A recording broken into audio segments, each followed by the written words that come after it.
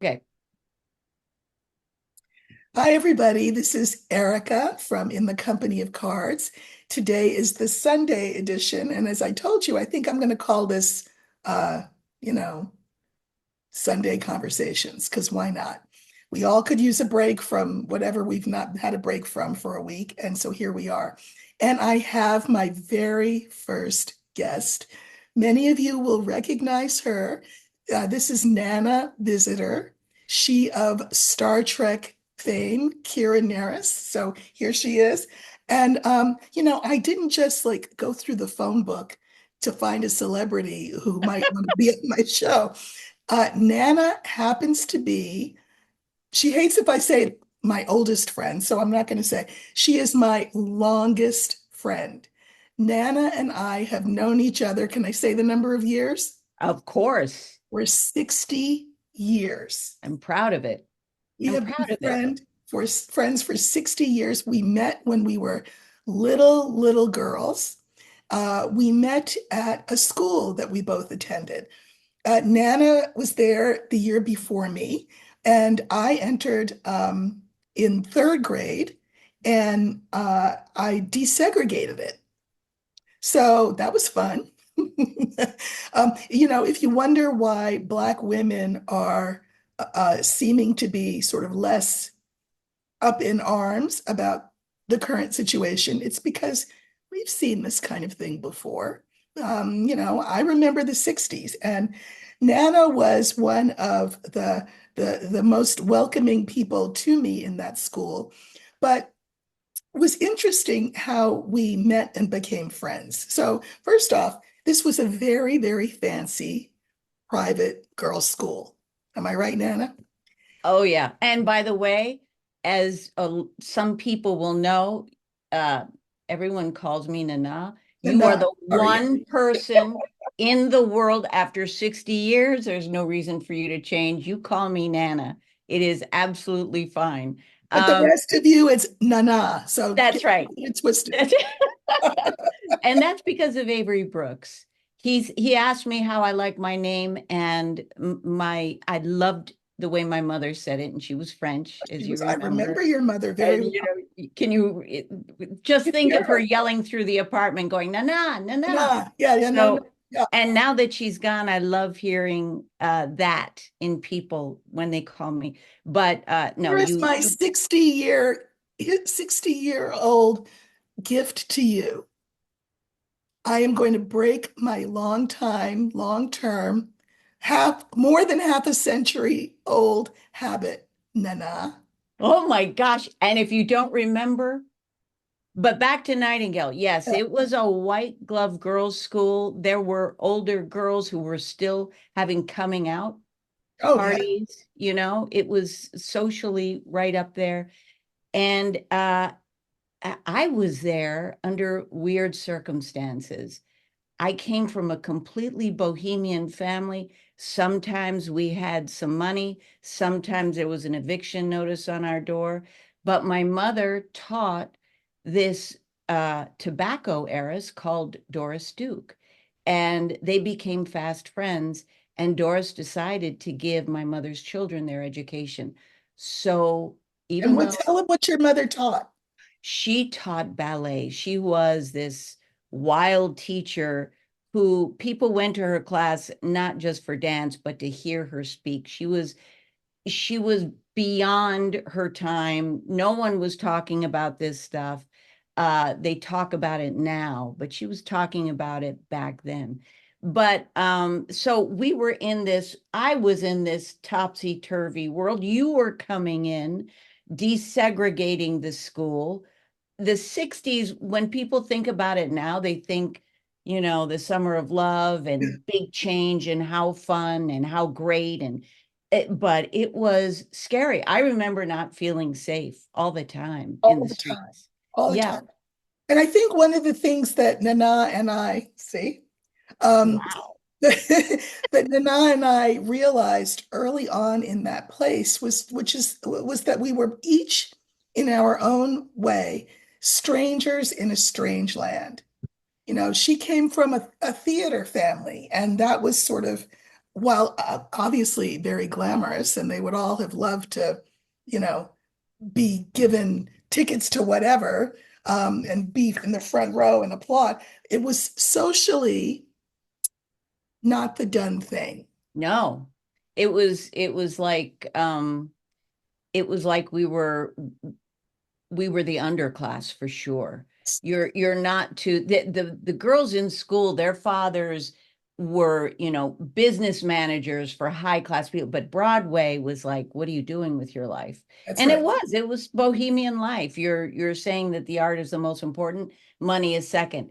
That's not what the fathers and mothers of Nightingale, for the most part, thought. Right. And the school is called Nightingale Bamford. It still exists. Um, but anyway, and for me, I was coming from an interracial family. We lived in Harlem. My father's work was that he worked with drug addicts. He ran a drug rehabilitation center where we lived, I might add. And so for me, Mm. it was like crossing, I don't know, it was like beam me up on Star Trek every time I had to go from where I lived to where we went to school and vice versa. It was just what? It was it's just two separate lives that I lived for a lot of Yeah. reasons. And so I think that what Nana and I did was we gravitated towards each other. I think we both saw each other as bright, um, witty, clever, articulate, and strangers in a strange land. And so, what we each decided in our own way was if we couldn't be one of these girls, if we couldn't be among them, that we would lead them. And we each, in our way, became a leader of these 24 girls. We had Nana's Nana, Nana, Nana, Nana, Nana. Don't worry. When we were 15, uh, we well, you can tell it. What did you decide to do when we were 15? Yeah, I don't know that I ever made a conscious choice to lead, but I was, you know, I had learning issues. I was failing school. The one thing coming from my family that was like just seeped into me was dance and theater. If they didn't have a babysitter, I'd go and watch rehearsals. So it was really in my Because your bones. dad was a pretty famous choreographer. Yeah, he was a Broadway choreographer. He worked with Bob Fosse for like 25 Mhm. years. So, um, so a girl ahead of us had died of cystic fibrosis, and we decided to do a performance. I think it was a 1920s review, That's right. and we were going to raise money for cystic fibrosis. And it's really a testament to how art can organize the brain, how giving someone a safe place to feel good about themselves can change things. Because from that moment on, my grades skyrocketed. And you pulled the curtain Yes. So I, believe it or because not, you was refused to perform. there was no way. I wasn't going to sing. I wasn't going to dance. You all know that I have already a thing about my voice. Plus, I had stage fright. Um, so I did have a job in this show, and I will say Nana was so kind and made it very clear to me that my job, in many ways, was the most important job of the whole production. And you know what my job was? Tell them what I did. Yeah, pulling the curtain. Pull the curtain No show if Erica up the doesn't do her curtain. stuff. That's right. And I really felt like I was part of it. We Yeah. raised money. I think Nana was seen with new eyes by everyone. We knew that she had star quality, and it was just a wonderful, wonderful experience. Nana was also uh, the first person that I knew who, at a very, very young age, cooked like she was a cordon bleu chef. And you made, what did you make me? I think it was moussaka that was extraordinary. So, in case you didn't know, she sings, she dances, and she can cook. I But still love to cook. also, and I just want to say to finish up this early part, we have stayed in and out of each other's lives over how many decades? 6 decades. Yep. And whenever we come together, which a lot of times is on Zoom, it's as though no time at all has passed. We had that wonderful time when we were living very close to each other and we'd have Easter dinner, Yes, in the the city. children and Yes, and with us, kids. which was so great. Yes. So, if you have what is the we neither of us trust and believe, neither of us was a Girl Scout, but I'm just saying the Girl Scouts have apparently a song they sing. Um, keep new friends, no, make new friends, but keep the old. One is silver. One is silver and the other is gold. Yep. A circle is Gold. round. It has no end. And that's how long I want to be your friend. We knew each other when we were little girls, and now we're elders. Elders. I like that. I like that. I take it seriously too. You I do? really take that role seriously. And I am Yes, you do. so interested in intergenerational communication. We need it and they need it. Absolutely. So Nana has this cool thing that she does on Instagram called what is it called? Mom and Nana. Nana, Mama Nana. And it's brilliant because they're very short, as Instagram things tend to be, but she will come with a theme and she comes with a personal anecdote to sort of start it off.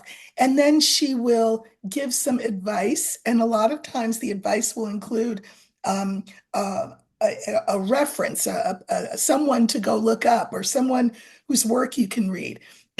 And Nana, despite spending her life in the theater, is um, is quite the intellectual, let me say, and has done a lot of studying of how the Yeah. brain works and how the brain and the body work because, are they not the same thing?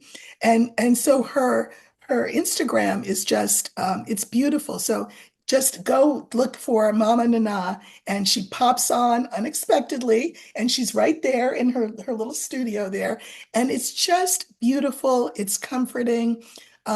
It's a way for you all to experience Nana the way I often do, where we might come together and have an issue with maybe a child or a spouse or whatever. And we always leave each other feeling uplifted, edified, cared about, and held. And I think if you watch what she does on Instagram through Mama Nana, you will have that feeling as well. But wait, there's so okay. A couple of years You ago, could get two Mom and Nanas for yeah, the yeah, price of that's one. fun. That's right. Three easy payments.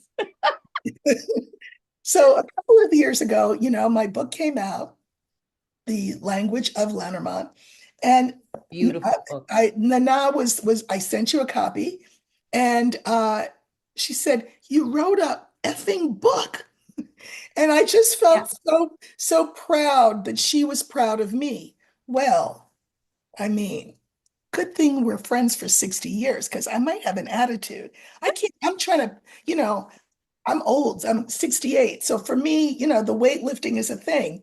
But look what she has just put out. Star Trek, Open a Channel. This book, it's a big coffee table book, which I personally think is terrific, full of photographs. And of course, the photographs are great. If you're a Trekkie, you're going to love all of that. It's a retrospective, a deep retrospective of um, the the experience and the influence of the women of Star Trek from the inception of the series all the way through. It's just a beautiful book, and the text is as wonderful as the pictures are. So I would read it just for the word. I mean, it's a big book, but I read the whole thing. I think it's just an amazing triumph for you, um, for the Star Trek, Enterprise. Get it? Enterprise. I think it's just Beautiful. And I am so glad to have it. I'm glad that it's coffee top table. I can put it on my coffee table. Get it. Go to Amazon, get it, review it, because as I know as a writer, Amazon reviews make all the difference in the world. And this was truly, on your part, a labor of love. I am so impressed and I am so, so, so proud of you. Thank you, Erica. Thank you so much. Uh, Activist Loretta J. Ross has a book that just came out, but she's been saying this phrase for years now, call people in instead of calling them out. And I really wanted to impart what the experience is like of being a woman, and what we have to hold and how it can shift us from what we want to do with our lives when we have to deal with a culture that isn't thoughtful. So it's, and I'm really happy to say that there are a lot of men who have read the book who have said to me, I learned something, Mhm. which is really gratifying, because that's the channel I want open, just the conversation. Exactly. Well, and in these times that we are particularly needful of that kind of conversation. We are, we are. It's can I can I read a poem, because I think it kind of sets sets up talking about this.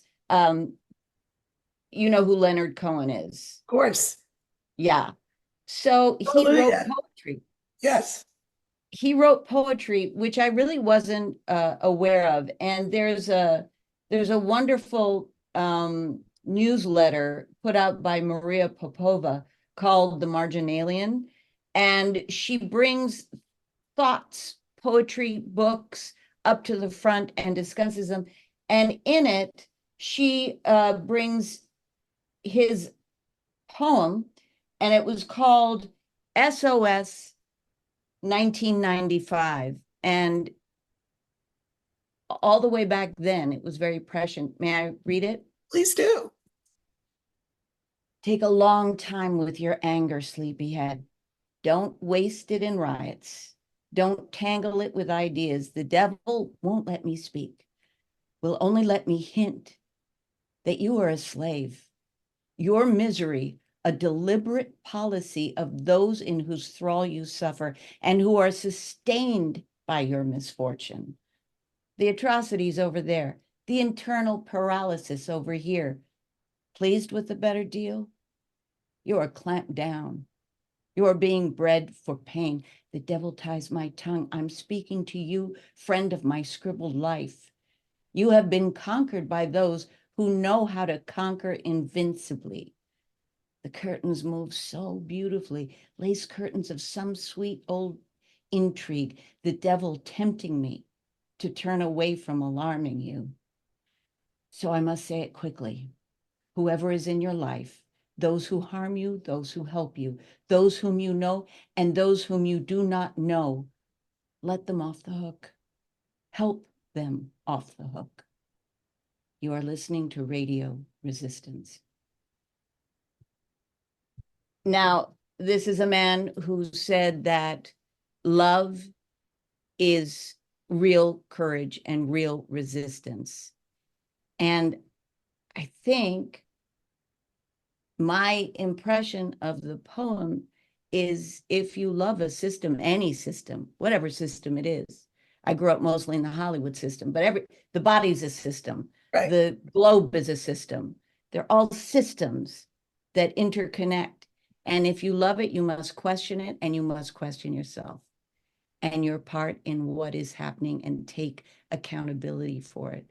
Um, these things don't happen out of nothing. That's right. Nothing comes from nothing, to quote another Hollywood line. Nothing Yep. ever could. That's right. Yeah. And to walk with courage and resistance that is made of love pushes, and also a personal accountability pushes against systems that would use us. Yeah. I had a reader, a viewer, because I write on Substack, so I'm always saying reader, but a viewer, and I referenced this person yesterday in my video that said, I voted Harris, and so anytime you bring up the 52% of white women who didn't, I feel essentially what she said was, I feel attacked. Um, well, my point to her is kind of what you said. Which system are you choosing to love, right? The 52%, why are you telling me how you feel about that? Why aren't you telling the 52%? If part of the system that you are attached to is, let's just say for the sake of argument, if everything is a system, white womanhood, and if you love that system, why are you not turning your attention to that system instead of telling me what I should or shouldn't say, that I shouldn't bring up the fact of the 52%? You see what I'm saying? But to me, I hear you. And I feel like if you say the 52%, that's, I get that. But we're not a monolith. We're not None a, of us. None of us are. you And know what? the identification in itself, it gets stuck on me in a way that makes me feel like, here, I'll say this. David Brooks wrote a wonderful article in The Atlantic about the meritocracy being responsible for taking America down. And he talked about it, I believe it was an 18th century system in Germany for monetizing the forests. So the first thing they did is that they didn't call it the forest, they called it timber and Right, underbrush. right, And then they separated it. right. And they took all the underbrush out and put the trees in nice, neat lines so they could make money off of it. And all the trees died because the underbrush did stuff they had no idea about. They didn't understand the forest, Right. but they took it apart and named it. I That get that. always, Uh-huh. I think, no, I think that's a great metaphor. I absolutely do. But I'm going to say a couple of things. One, I know you are. yeah, I have no and by doubt the way, we've had these kinds of conversations between the each whole other over the time. years. Yes, many. And I have learned, I've gone away, and sometimes it's just a look in your eye that I go, uh-oh. And I've gone away and thought, I bring myself in for a talk and go, okay, wait a minute, what did you say? What does that mean? How could she, with her life experience, perceive it? Sometimes I get an answer and I go, I got it. Sometimes I don't. But I think this is the talk everyone's scared of. That's exactly right. We'll get back to that in a minute because you're All right. exactly right. So I want to say, no, we're not a monolith, but 92% of Black women, however disparate they are in life experience and religion and philosophy of life, whatever, 92% voted as a block. I'm just going to leave that there. Now, these are the hard conversations that people refuse to have. And I don't, well, you talk about systems, right? And part of the system that we all have lived under is that there are certain things we don't talk about Mhm. because they cause discomfort. And apparently discomfort is, the worst thing in the world. That's right. And it's the best. And it's the best and it's the most necessary. You Yeah. know, in my Substack, the most recent one, I talked about the fact that we saw those huge rallies and we gave money. I gave like $500 to that campaign. I've never given $500 to a campaign. So, but anyway, it went the way that it went, and it was a shock to everyone. And I referenced, you're old enough, just like I am, to remember Richard Nixon and the silent majority. So clearly there were a lot of people at this time around who just sat there and didn't say anything and, and then went in that voting booth and did what they did. Why? Because if we're talking about women, they allied with a system that to them, if they squint, seems to be protective of them, Yes. supportive And of them, and loving. yes, and that they think they are going to benefit from. Yeah. Even the what, maybe some at the top, but most will not, I don't think. But I noticed that when I looked at Star Trek, believe it or not, Mhm, that I could see women who got close to power, mhm, fought power, mhm, or walked away. mhm. Those were the three effects of being in a difficult system.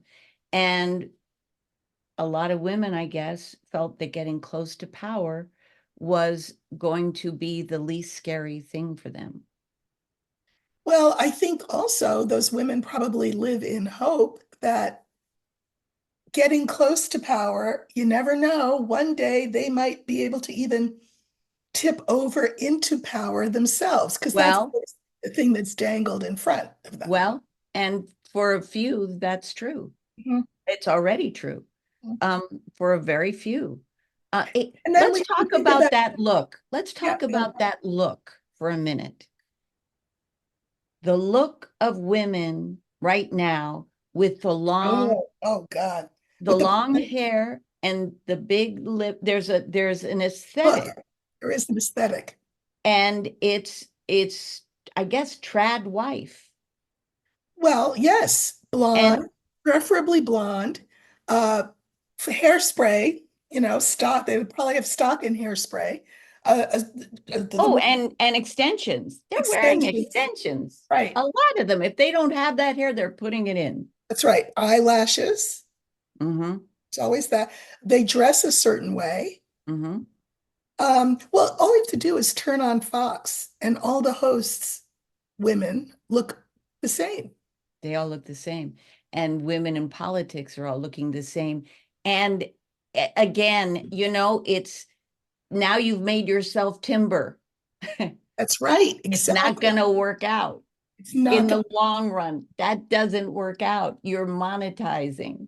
right. And a lot of us are already aware of it. And what's sad is that we have to suffer as we wait for everybody else to figure it out. I think that part of what happened with this election and why people are so upset is there are a lot of people who do get this, who understand, who feel like there might have been a real paradigm shift with a Harris presidency. Now, maybe there would, maybe there wouldn't, but a woman president, it would be a shift. And I think what that part of the anger is uh, among the people who are on the losing side, who are on the losing side. Um, I don't think that they understood how deep this system, this timber system, goes, how Hmm. deep it is, how wide it is, Hmm. how it permeates every single other system that we engage in. Now, I will say, if I had to come up with a bright, with a not a bright light, but with a light, a shine, a glimmer in the dark about all Yeah, of I this, have one too. Yeah. well, mine is that you know, physics tells us, and you'll appreciate this because you have such a sciencey mind. I mean, who knew? But I mean, you do.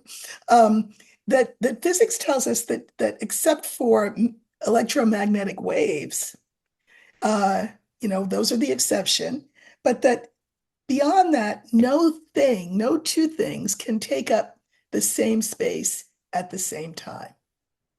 That's physics. It's not me making it up. It's not a theory. It's physics. So Right. if that's the case, it means that we cannot have the kind of systemic change that we want when there are still old systems and structures and timber factories in place. So my theory is what we are experiencing now, and I kind of wish that we had come like after, but this is the time we find ourselves in. Yeah. We have come here for the great raising, Razing, the great dismantling of everything.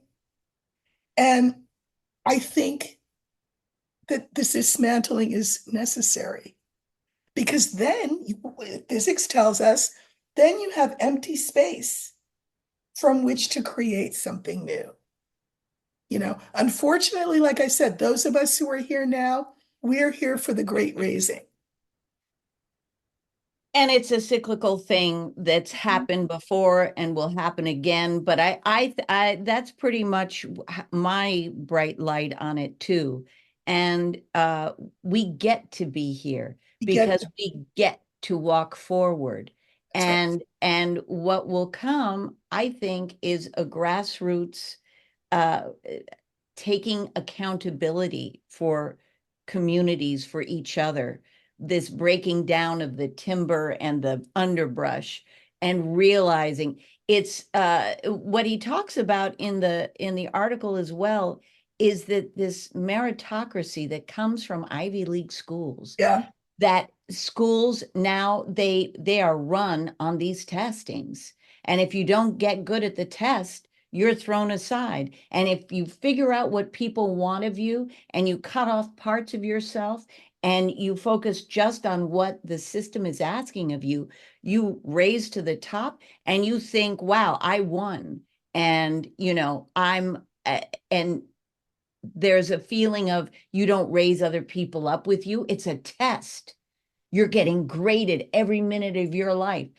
It's not going to promote us going out and helping our communities and realizing we are responsible for kindness, for love that is resistance to this old Absolutely. stuff. You That know, does have to go away. It will. it will, it will. Well, so from the macro to the micro, I should tell people that an old story, which is that Nana and I were bright, and Nana got into Princeton and I got into Harvard.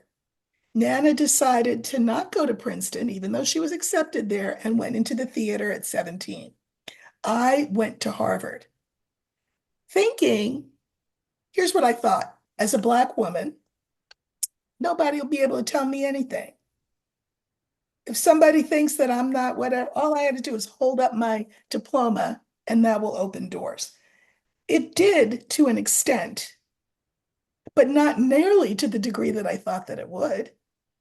And you're right, those kinds of institutions pit people against each other, make you feel like, yeah, that's your job to rise to the top, and then you get to control everybody down here. And by the way, if you're someone like me, uh, you come out of that system with a huge amount of debt that takes forever to repay. That's part of the system as well. Mm, Yeah, you went there, and yeah, those people are in your class, and you graduate with them and you know them. But some of those people, debt what? Debt who? They don't know debt, right? right, I will say that I right. spent one of the things I've spent many years, everybody knows I was a teacher for 30 years, but I had a very odd experience with the Ivy League, which is that I applied and was told we remember we had the school that we went to was so fancy that the recruiters would come to us. We didn't have to go to them. And I was told, oh, you're just who we're looking for. You're da, da, da, da. Okay. Well, I didn't get in. And well, I found out the reason why I didn't get in, but it led to sort of a cascading series of events for me where the day that I didn't get in was the day that Nana, that you found out that you did get in. And others of our classmates got their news. So I didn't call anybody. I didn't tell anybody. I thought people are either really depressed because they didn't get in where they wanted to get in, and they don't need to hear from me, or they're flying high and they want to celebrate. So I go home, and my mother was so angry at me. She said, if you had minded your business and if you hadn't been so, race conscious. Now, my mother was Black. And every time I did something that was race conscious, civil rights related. She loved it. She was thrilled, except for this one time when it didn't work out. She said that school blackballed you. They did something so that you didn't get in because you should have gotten in. I thought she was just talking, you know, I thought, whatever. She said, get out. And I said, could I have a suitcase? She goes, here. And she handed me a paper bag. Now, this was a woman who, when I was small, I adored her. I adored her. She was terrific. The older I got, I don't know, something triggered something in her. Maybe she had had some trauma, and then my reaching a certain age, you know, kind of clicked the switch because she became a very different person. And so she gives me this paper bag, and I'm like, I don't, yeah, I walked out, and remember, we lived in this drug rehabilitation center, so it was in a terrible neighborhood. And I on the left was the East River. And I thought I could go that way because I mean, I'm not in college. Just got kicked out of my house because I only applied to one college. Why? I only had money to apply to one college. Money from my little job that I had. So I could jump in the East River and I can't swim, so that'll be quick. Or I can go this way into the rest of my life. And all I know is wherever I'm going, it's going to be better than where I'm coming from. And it was. I found out that Nightingale, that school, had in fact blackballed me. So what happened was now it's autumn. You're off doing that was the year that we saw each other all the time. Mm-hmm. We would meet for lunch because I mean I was in the city and I had a little job, but I wasn't. So we hung out a lot then. But so it was one October day and raining. And I'm young, and young people, they like to sort of, if it's raining and depressing, let me see what else I can do to make myself depressed. So I put on some sad music, and I looked, I said, I never looked at that rejection letter. Let me just tip myself all the way into, depression and look at the letter. The letter was in the bottom of that paper bag. I had never opened it. Well, it had been opened because we knew it was a rejection. I hadn't opened it. My father had opened it and told me over the phone that I got rejected. So I pick up the letter and I open it, and it's your standard rejection letter. You know, thank you for applying. So few spaces for so many people. It's standard. But there was a note card that fell on the floor. So I'm staring at this letter, and I'm like, oh, that was sufficiently depressing. And then I picked up the note card on the floor, and it said, Dearest Erica, please reapply. Fondly. And it was signed by the woman who had interviewed me. I thought, wait, what? What? So I took a leap of faith and I called Nightingale. Now, there was a new law that had just been passed, and the law said, I misinterpreted what the law said, but fortunately, they didn't understand it any more than I did. I said, there's a new law that says that you can see your files after you've graduated. So today's Friday. Since I'm not in college, I have nothing to do. So I'm coming in there and I want to meet with the headmistress and the head of guidance, and I want to see my files. Well, actually, what the law said was you can see your files, your admission files, at the school that you matriculate at. Well, I wasn't matriculated anywhere. And plus, why would anybody want to see their file if you're matriculated at a school? You got in, it's all fine. Why are you living in the past? But Mm. I didn't understand it. They didn't understand it. The Monday came, I went in, they have my file. I'm flipping through. I mean, I had perfect SAT scores. My grades were good. I was a leader in the school. I mean, and I just threw a Hail Mary pass. Maybe this was the beginning of my divination work. I remember what my mother had said, that they blackballed me. And I said, where's the letter? What letter? The letter that you wrote to Harvard telling them not to admit me. We didn't do that. I said, well, like I said to you on the phone, the good news is I have nothing to do all day. So talk amongst yourselves. I'll be right here. They looked at each other, and then it took about 5 minutes, maybe a little longer. they burst into tears and they said, we did send the letter. Now, why did they send the letter? They said, we had never had anybody as powerful as you in the school. We wanted to teach you a lesson.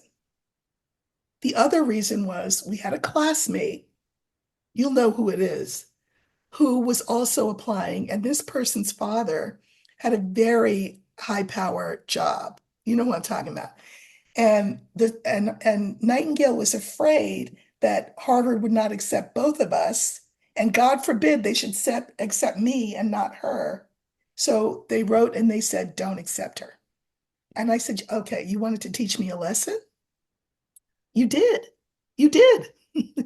I know what it's like to be homeless, hungry, hopeless. And I learned that I could live to tell the tale. So thank you so much. Now I'd like to know what Harvard has to teach me. So I'm going to reapply. What can I do to convince you not to blackball me again? Now, because you know what I wanted to say? I'm going to sue. I'm going to sue with what? My mother had a thing she used to say, and she said it to me the day that I started Nightingale. She would comb my hair and she'd say, when your hand is in the lion's mouth, you have to dance to his music. And I thought, is she confused? Because I mean, I got this new uniform on. I'm going to this new school. I'm really excited. Pretty sure they don't have a zoo. So, but I knew better than to ask her because my mother came from a generation of women that was, you know, sufficiently unremoved from slavery enough to know that you communicate things through metaphor, through symbol, and in the fullness of time, it will unfold. You don't ask, the kid doesn't ask questions. They just absorb the information Mm. and let it unfold. So I thought to myself when I'm sitting in that office, oh, this is what she meant. My hand is in the lion's mouth. I can call these women everything but a child of God if I want, stomp out, maybe even punch them in the face. Am I going to get my objective? No. So I was composed, I was calm, and I asked them, what can I do to convince you not to blackball me? Well, by this time they felt horrible. I got in with a full scholarship, and that's that story. But my point in telling the story is it left a mark. Oh, I have spent the last years since those times, 40 years, as a sideline, helping kids get into these fancy Ivy League schools. That's what I've done as a sideline. Help them with their essays. Sort of a freelance as a freelancer. And in the school that I taught, which was a very mixed race school and mixed socioeconomic background school, I piloted a program and I took kids who had been assumed, they were just gonna, I don't know, weren't gonna do anything. And I took them in and I taught them advanced placement language and composition. I did a summer component, and then I had them for the whole rest of the next school year. I had them for their 10th grade year as well. What it meant was a whole generation, so this was a long time I did this, of kids whose transcripts would have been basic this, basic that, basic the other, now had AP courses on their transcript. They took my course as juniors, then they would take the next one as seniors. Maybe they were interested in math, and it gave them, as soon as I left that school, they got rid of the program, right? Because we don't want those kids applying to Ivy League schools. They're taking away from our spots. So that's part of it. But right. Ivy League schools themselves are a racket. I don't do this work anymore Yeah. because of Now, literally what you said.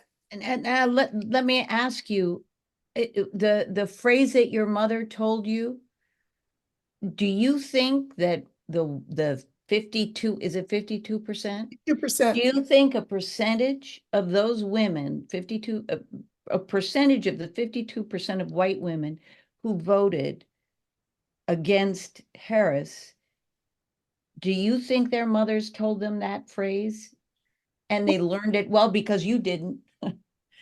No, You I didn't. No, I didn't. you Exactly. didn't. Yeah, no, no. Exactly. What I did was I said, even from the first time I heard it, I'm like, well, do I, first of all, the lion plays music. That's interesting. And I'm supposed to dance. That's even more interesting. The question really is for me, what happens if you don't? My hand is in its mouth. We won't even get into why it's in there, but let's just say my hand is in its mouth. What if I let it bite my hand off? Because God is good and I have two. What happens if that hand gets bitten off? Well, I have legs. I have a mouth. What will happen? And you know how I was back then in those days, and I still am like that. I'm like that on YouTube. I just say what I believe needs to be said. The Yes, you question for do. me from that my mother's statement um, is that really true? Is there a way that I can tame the lion? Can I leave while the lion's not looking? Can It's I not change talking the about doing music? that. No, It's not no, talking about not that. that at all. It's warning me. It's Stay about in line. is step in line, keep yourself in a box, That's keep right. yourself reasonable and likable. That's And right. it's what women have been told for ages. And Forever. yeah, and I wonder if there were mothers who told some of these women that's how there's one standard, one way to be a successful woman. And that's the conversation that I want to have. And also how to have, here's the thing. This is what we know that when you suppress or avoid an uncomfortable emotion, when you run away from discomfort, it's like whack-a-mole. It shows up in other ways. It's what Buddhists call the two arrows. The first thing is the uncomfortable thought. The second arrow is when you try to escape it and you start drinking or you avoid friends or whatever it is you do to Right. not have that feeling. Instead of allowing it, it moves through you and you can step forward without it taking up space. It takes up space in your body literally, That's right. and it stops your forward motion. Exactly. It makes me think of the essay In Search of Our Mother's Gardens. I mean, that women who are every woman is creative in her own way. Too many women have their creativity thwarted, pushed down, suppressed, ignored, derided, etc. That's a dangerous place to be. Mhm. And I think that if women allowed themselves their creativity in all of its many forms, imagine what we could do. Yes, and the conversation between us, instead of my 90s idea, I came from, the Hollywood system where there was one, leading lady spot, and that's what you wanted, not because, for me, not because it was powerful, you made more money, you had more lines. Mhm. You had more to do. You had a character that wasn't just in service to another character. Right. You had breadth and depth. And so we were always in competition. And that's just what people at the top of a system want. Absolutely. Because we're taking care of ourselves that way. We're making ourselves useless by this infighting instead of, hey, you know what I learned?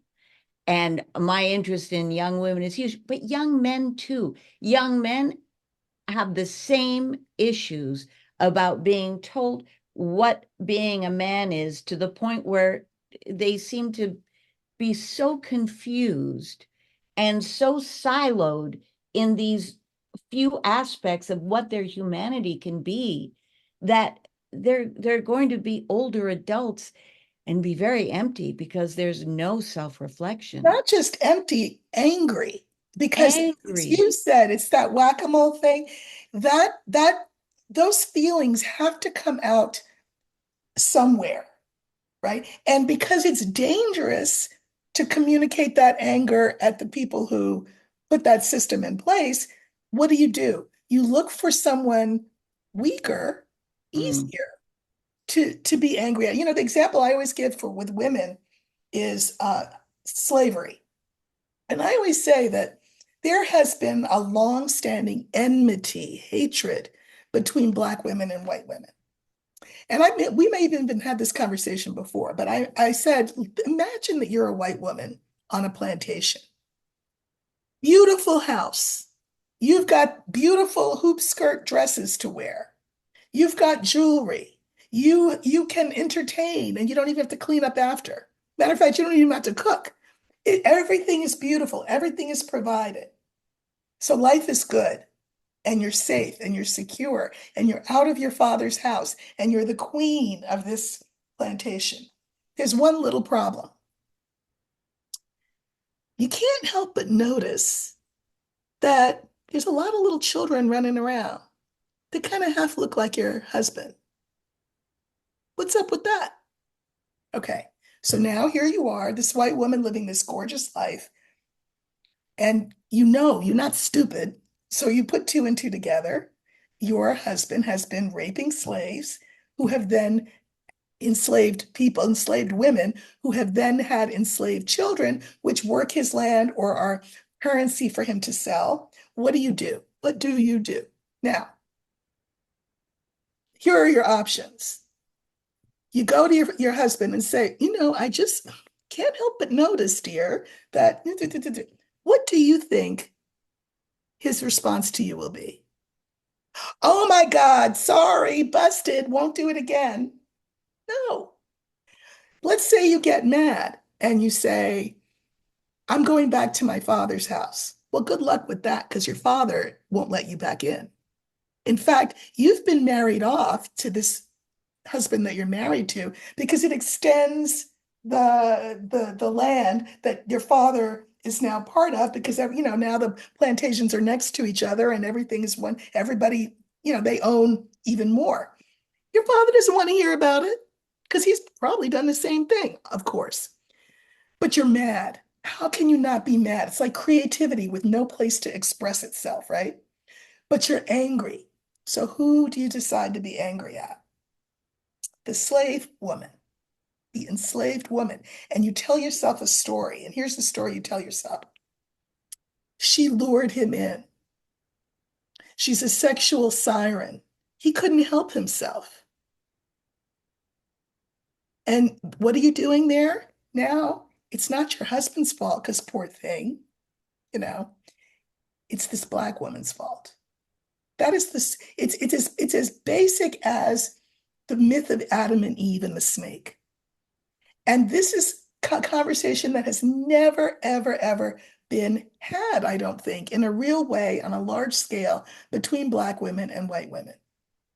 There mm, is so, and again, white women are acculturated to be polite and small and avoid discomfort. Black women are considered loud, aggressive, assertive. We're just talking in our normal voices. And there is a disconnect there. Well, do you not think that that's calculated by the people who want to mill the forests? It's intentional. And who reaps the benefit of it? White women may think they do, but now they've been disconnected from their sisters, from their power. I believe all women are yes, witches. So it's a way of disempowering us. yes. And nobody gets blamed for it because, again, you still have the equivalent of protection and beautiful clothes and admiration and whatever. You see? But it's such a gilded, and in the example that you give, it's such a gilded cage where trauma, they found if an event can happen to two people, one may develop post-traumatic stress, one won't. The difference is how helpless you felt. Yeah. And if you felt helpless without agency, you will most likely develop post-traumatic stress. And the example that you give, she is helpless. She also has no authority. She can't make bread herself. She can't feed. She can't exist without other people. So she's in Right. a cage and she has to have her water changed for her. She Yes. can't do it herself. That is the worst feeling. Diabolical, this system. And it's so diabolical that it still exists. And that 52% of women didn't still don't get it. That's what's diabolical about it, I think.